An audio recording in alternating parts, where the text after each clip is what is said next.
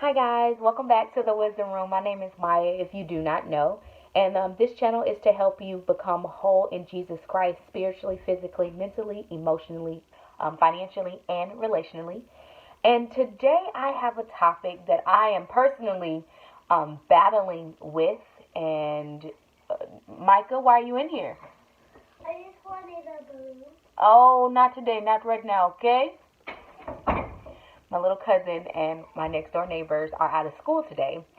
So, yeah, if they come in here, don't mind it.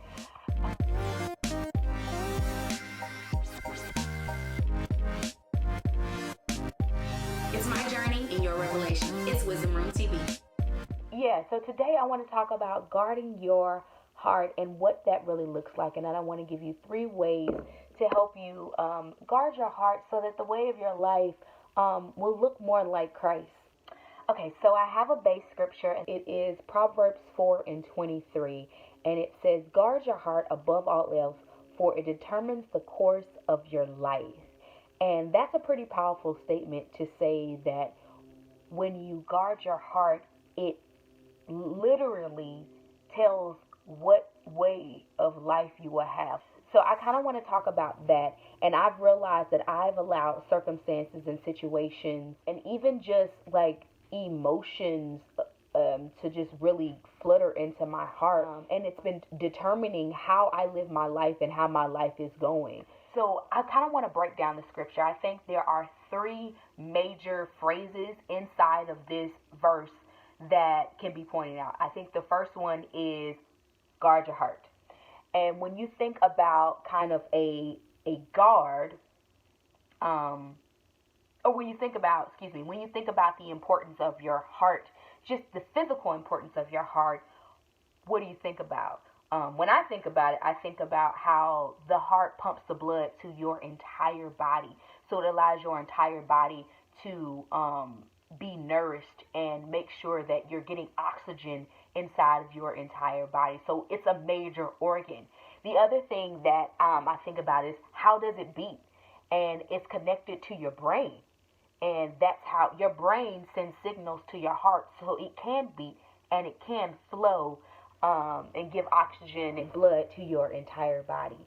And it's so interesting how God has created us physically, but in a spiritual sense, that's also how your heart is created. So when you think about guard your heart, you're also guarding what you put into your mind. Your heart and your mind, they're connected, and whatever you let into your heart is the thing that you also let into your mind.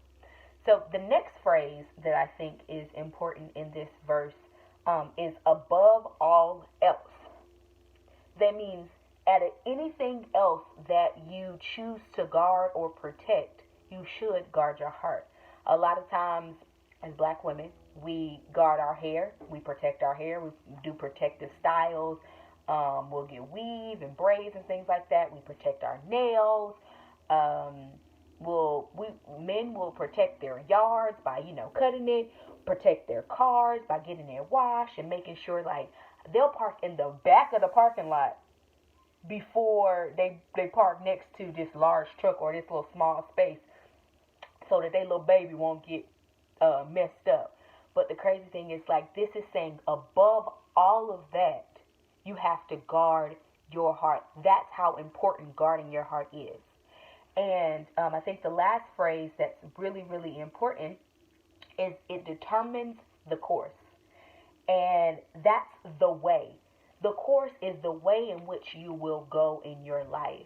And I find it interesting that Christianity, before it got the title of Christianity, it was called the way.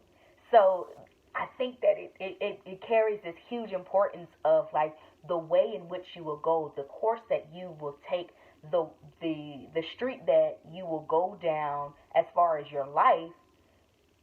It determines it. So these phrases I want you to kind of keep in your mind on guarding your heart, how it is above all else the most important thing to do, and how it determines the course of your life. 3 ways I want to give you to guard your heart so that the course of your life can look more like Christ. All right? So the first one is Being guarded doesn't mean that you are closed off. A lot of times, um, people might hear this verse and go, "Oh, okay, so I just need to shut down and put a wall up." And a lot of times, people have walls up, but they're yearning for this love. They're yearning for a desire of connection, but they have this brick wall up around their heart and not allowing anyone in. A better way is to have like a gate that you can see through. So imagine that in your house you have, or around your house, you just have this gate around your house, right? Instead of having a brick wall that you can't see out of, you just have a gate. When people come by, you can, judge on if you allow them to come in. Because if you have this brick wall, you can't even see what's on the other side of that brick wall. You can't see if somebody is trying to knock on the brick wall. So when they come knocking on the door, you just let them in because you didn't even know who was there. You weren't able to have a conversation with them unless you bring them inside of your space. So it's easier to guard your heart with a gate so that you can see through and you can have a conversation with them on the outside of the gate. You can have a conversation to see if it's worth them being let in to your heart. All right, so number 2 I want to talk about is guarding your heart is a way to keep out doubt. And this one, when God dropped it in my heart, I was like, whoa, that's so good. A lot of times, so let's just say that you have that brick wall up around your house and you allow someone to come in. And when you allow someone to come in, you don't expect that they would leave because you're being transparent, you're being honest, you're allowing them into your into the sacred places of your life.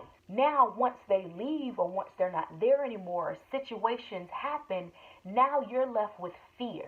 Now you're left with anxiety. Now you're left with the worries of if I let somebody else in, what if could be's and maybes. And now you have started to build up this wall that you can't see through. So when you guard your heart, you allow doubt to not seep into your life. And that's for every area of your life, because the moment that you have like relationships with people and those people do something, you end up projecting that onto God. You project that onto other people. You project it on to yourself, and it becomes unhealthy for you. And a lot of times people usually have to end up going to counseling because they haven't guarded their heart and they haven't guarded their emotions that are within your heart. Because I believe that your heart is really just a part of your soul. So you have your mind, your will, and your emotions. And those are the things that you are guarding when you allow people into your life. The very last one that I want to give you is number 3. Pray about everything that comes into your life. Everything that comes into your life is important. And you have to pray about it. And don't worry about it. Don't worry about the things that could be and might happen. Simply pray. Don't worry about anything. Pray about everything. That's in Proverbs. It's telling you, hey, just talk to God. Just talk to God about whatever issues that you have and the problems that you might be going through. Talk to God about it. So these are 3 ways that you can guard your heart from things that might be happening in the helpful ways on why you should guard your heart.